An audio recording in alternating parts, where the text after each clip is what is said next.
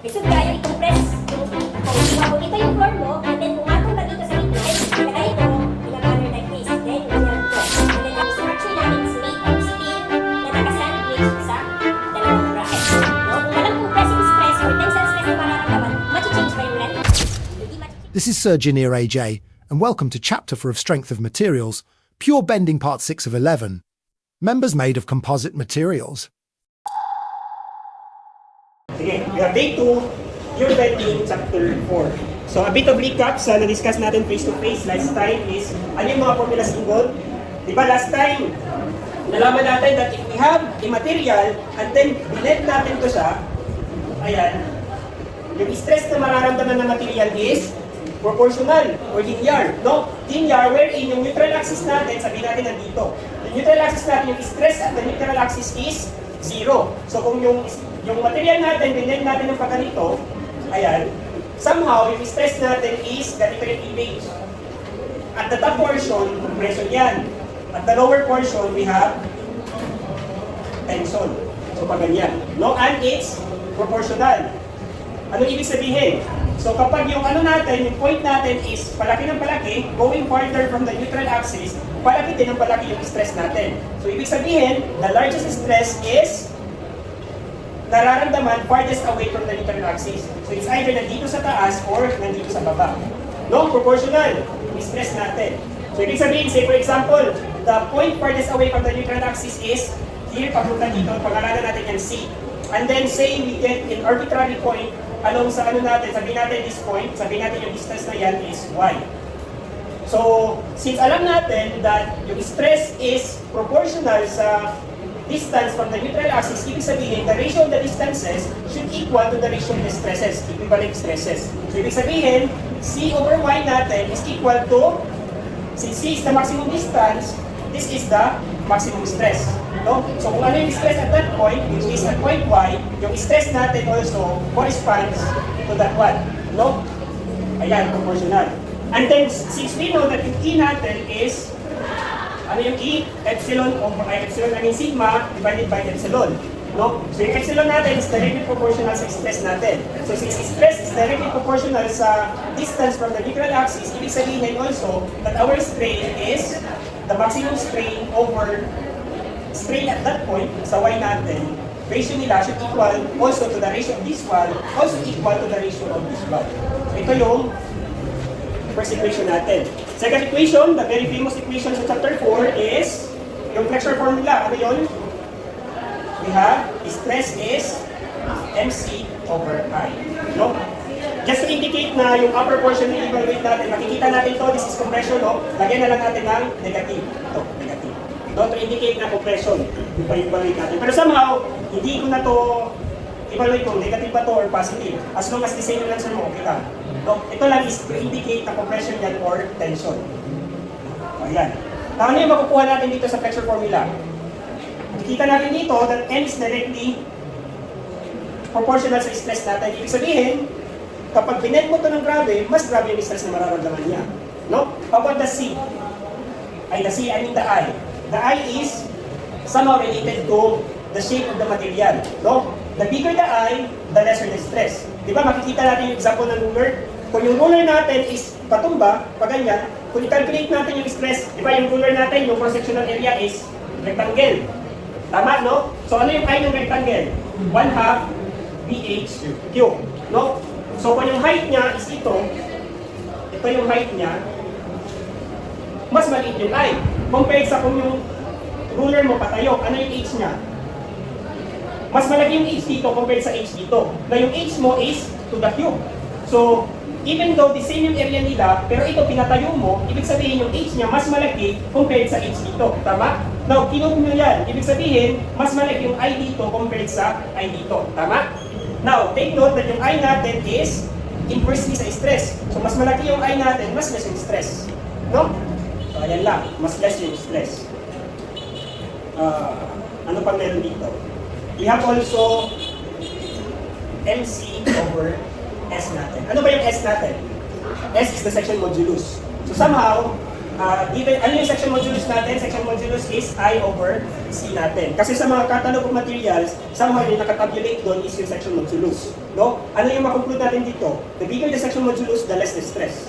No? So kung pipili ka ng material na gagamitin mo, tignan mo yung section modulus, mas malaki yung section modulus, mas maliit yung stress na mararamdaman niya. No? Or ma-accommodate niya. Ayan lang, no? And then also we have after lecture formula, we have also curvature. Ano ba yung curvature? Curvature is ano yung formula? 1 over rho. So ano yung rho ulit? Rho is the radius of curvature. While the curvature is 1 over rho. No? So ano yung curvature? So say for example, na-bend mo na yung material. So kung na-bend mo yan, somehow ito siya is para siyang arc. Kung meron siyang arc, meron siyang radius. No? So kung ito yung neutral axis natin, from the neutral axis, papunta dito sa center, ayan, this is our rho. No? So the curvature is 1 over rho. Ano yung formula nito? Maalala nyo? This is M over EI. No? So syempre, makikita nyo, M is directly proportional to the curvature. So mas malaki yung ano, M natin, makikita nyo mas malaki yung I natin. Ay, 1 over rho natin. So this one here, yung M natin, is somehow related to the amount of moment or the amount of parang gano'n ka yung M natin is related sa amount of effort na nilagay mo. No? Amount of effort. So kung mas grabe yung effort mo, mas malaki yung 1 over rho.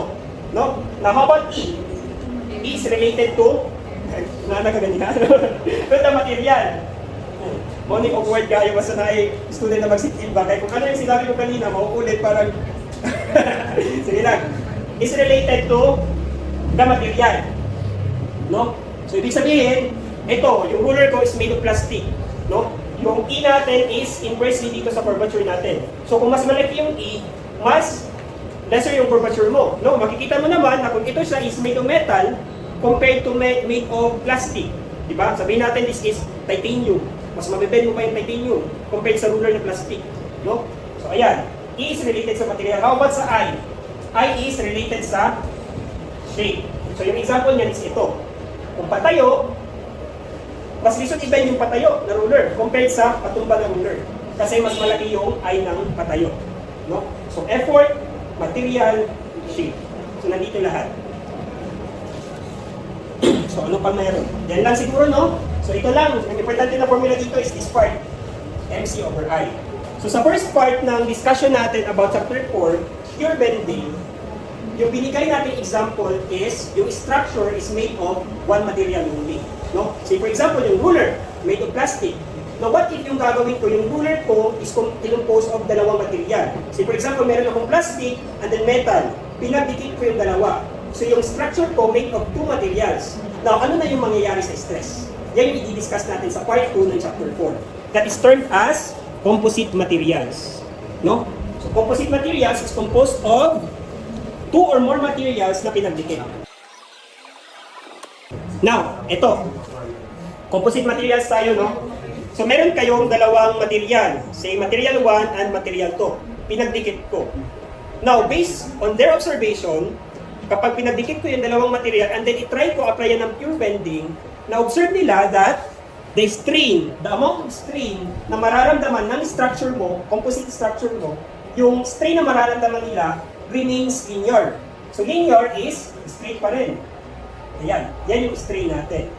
But, even if yung strain natin linear, na-observe nila that the distribution of stress will not be linear anymore. No? Parang somehow ganito na.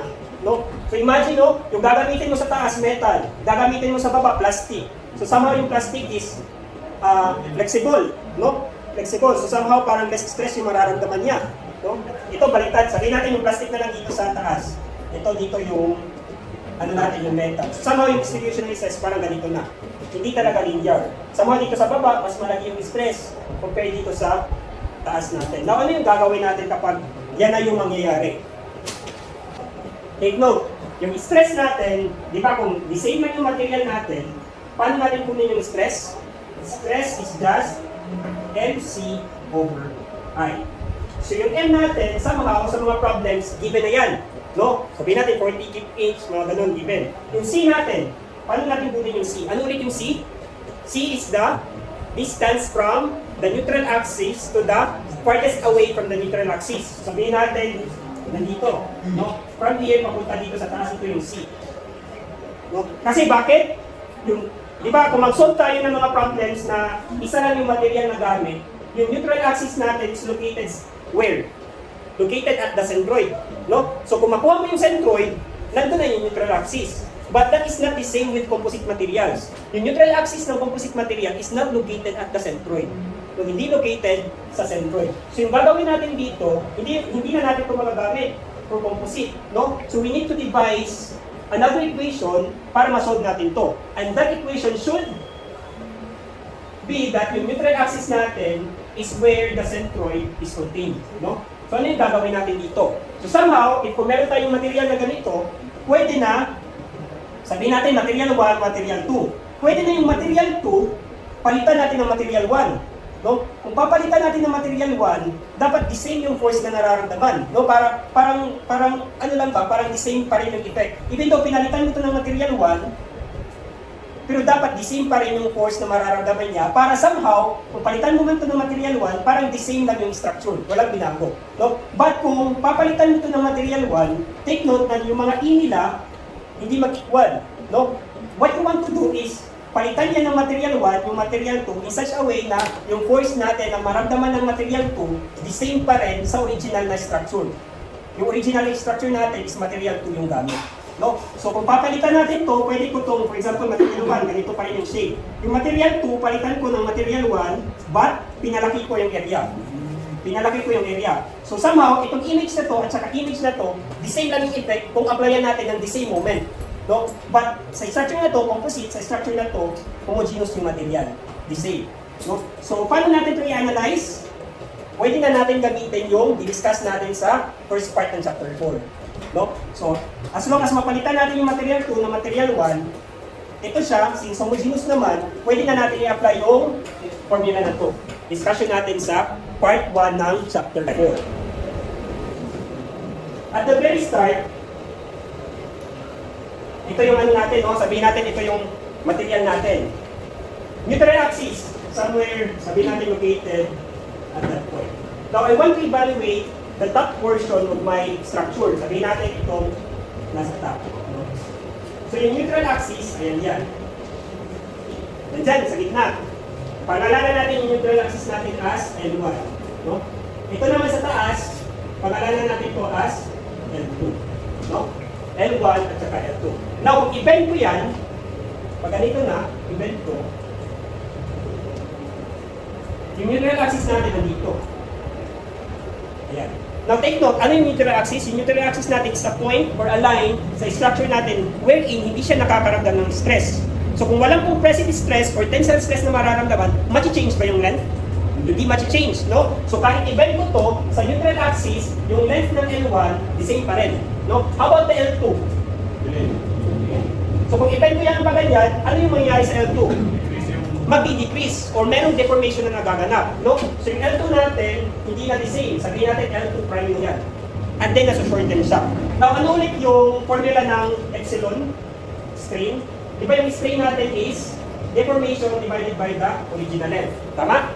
Now yan. Now, kung evaluate natin itong L2, yung line na yan, ano yung deformation sa L2? Yung deformation ng L2 is yung original length niya minus the final length. No? So yung original length niya is the same, dito original length niya, yung L2 is the same sa L1, tama? So L2 the same sa L1. So yung final niya minus yung initial niya divided by ano yung original length niya? Original length niya is L2 pa rin. Ito yung original L2. Ano yung deformation? Yung L2 prime minus L2, tama?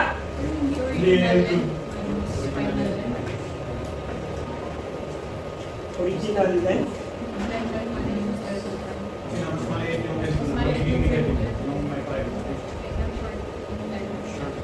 Wait lang. Di ba kung mag-evaluate ka ng change is yung final minus initial. Di ba? Final minus initial. Yan yung deformation. So yung final niya is L2 prime. Yung initial niya is L2. No? Wait lang, ha? Sige lang, okay lang yan. So, ayan. So, ano yung L2 natin? L2 natin is the same length as L1. So, pwede ko itong palitan as L1. So, ito din, minus L1. This one here is L2. Parang nabaliktad mo sa isang section mo. So, ayan. Sige lang. So, kung i-extend ko to, ano yung radius of curvature natin? Radius of curvature is from the neutral axis papunta sa center. No? This is our law. Now, take note, ito siya, distance of the neutral axis papunta dito, sa point na yan. Pagalanan natin yan as y. No? So, therefore, from here, papunta dito, ayan, ano ba yan? This is rho minus y. Tama? So, ayan. Now, say for example, yung angle natin dito, this is theta. So, paano ko kukunin yung length nito? From here, papunta dito. Ayan. That is length of arc. No? So, yung length of arc, ano yung formula ng length of arc? Para makuha natin yung L1, ano yung formula ng length of arc? We have radius times the angle. No? So, we have rho times theta. Ayan. Ano naman yung L2? L2 natin is, ito, yung length na to, no? Length na yan. So, paano natin kukunin yung length of arc na yan? We have radius times theta. So, we have rho minus y times theta. Then minus, ano yung L1 natin? We have rho theta.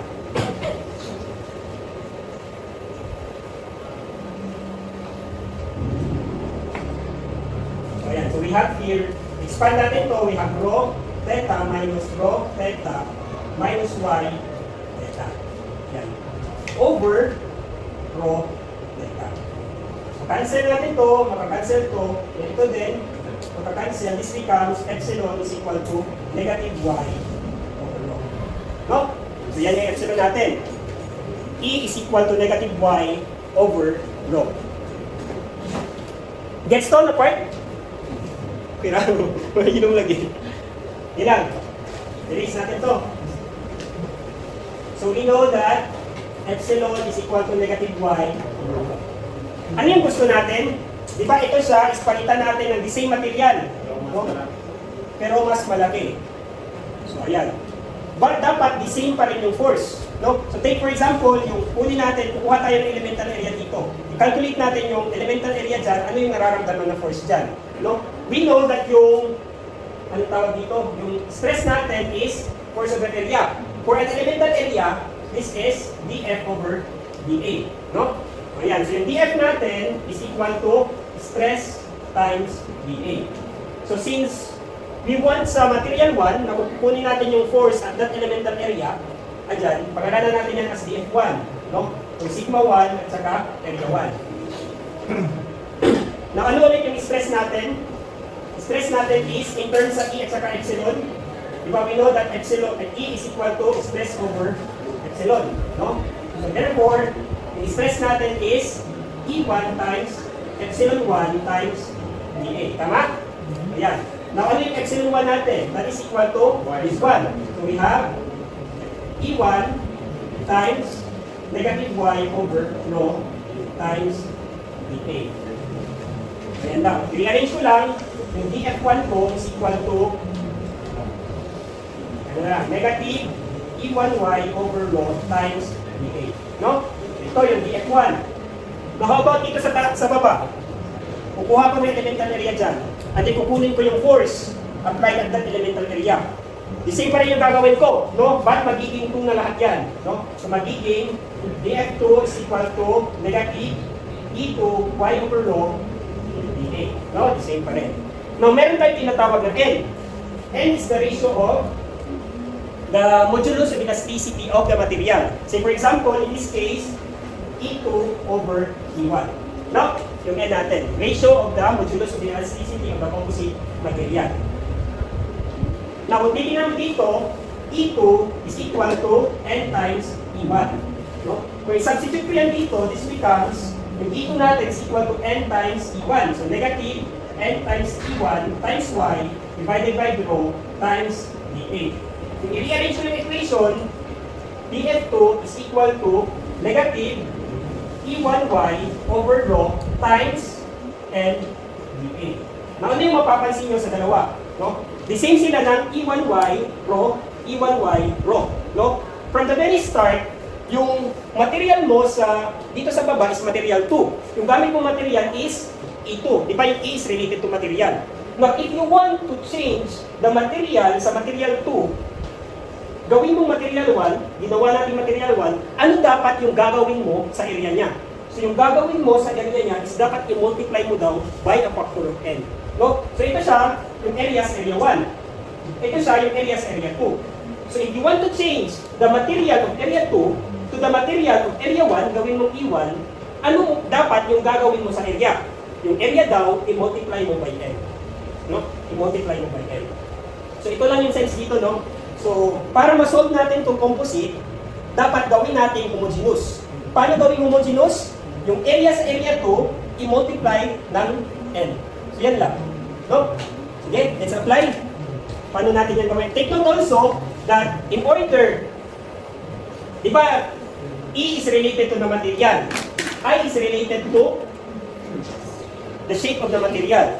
Now, in order na minimal yung change ng I natin, it should be that, di ba, kung ipatayo ko to, ipatumba ko to, mas malaki yung change sa I kapag mas greater to dito. So, bakit na-change to? Kasi yung ano natin, yung height natin, dapat hindi natin baguhin. No? Dapat the same pa rin. No? The same pa rin in order na para somehow makaproduce tayo ng the same I. No? Kasi yung h natin, yung height is to the power of 3. So, kung i-change mo yung height, then to the power of 3, mas malaki yung change sa I natin. Tama? Mas malaki yung change sa I. Pero kung the same yung height mo, i-change mo lang yung base, somehow yung base natin is wala masyadong effect. No? So, kung mag-change ka ng area, di ba yung area natin sa rectangle is base times height. I mean, base times height. No? So kung hindi ko i-change yung height, yung i-change ko, di ba, yung n natin daw, yung area natin, yung multiply natin by a factor of n. So magiging n times yung area. Yung area ko is base times height. No? So it's either yung n ko i-multiply sa base, i-remain ko yung h. Or yung n ko i-multiply ko sa height, i-remain ko sa base. Kaso kung yung n ko i-multiply ko sa height, malaki yung ma-change sa I. No? Kasi yung I ko is 1 over 12 BH to the power of 3. No? To the power of 3 na factor. So somehow, dapat yung n i-multiply ko dito sa base para wala masyadong effect. No? So ayan. So in changing the area, in order to make the composite becomes a homogeneous, I want to apply n to the area. But, specifically sa base, hindi sa height. No? Sa base. So ito yung base yung i-change natin. So magiging n times b times h. No? So ito, NB, magiging base. Okay, para mas clarify yung pag-apply ng formula, let's have an example.